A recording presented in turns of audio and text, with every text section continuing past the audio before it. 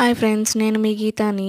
నిల్వ ఉండే అల్లం వెల్లుల్లి పేస్ట్ని ఎలా తయారు చేసుకోవాలో చూద్దాం. ఇప్పుడు ఇలా అల్లాన్ని వెల్లుల్లిపాయల్ని తీసుకుని ఒక గిన్నెలోకి అల్లాన్ని వేసుకుని ముక్కలుగా కట్ చేసుకుని ఇలా శుభ్రంగా వాష్ చేసుకోవాలి.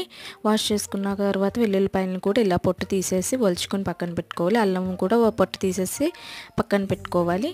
ఇలా 1 కప్పు అల్లానికి 1/2 కప్పు వెల్లుల్లిపాయలను తీసుకుని ఒక మిక్సీ జార్ని తీసుకుని అందులోకి 2 కూడా ట్రాన్స్ఫర్ చేసుకుని మిక్సీ చేసుకోవాలి.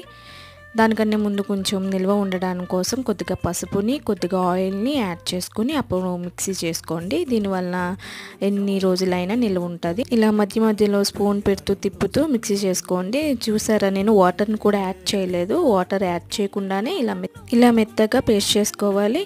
ఇంకొక బాక్స్ని తీసుకొని దానికి ఆయిల్ని అప్లై చేసుకొని మిక్సీ చేసుకున్న పేస్ట్ని ఇందులో యాడ్ చేసుకుని ఇలా టైట్గా మూత పెట్టేసి ఫ్రిడ్జ్లో పెట్టుకుంటే ఎన్ని రోజులైనా నిల్వ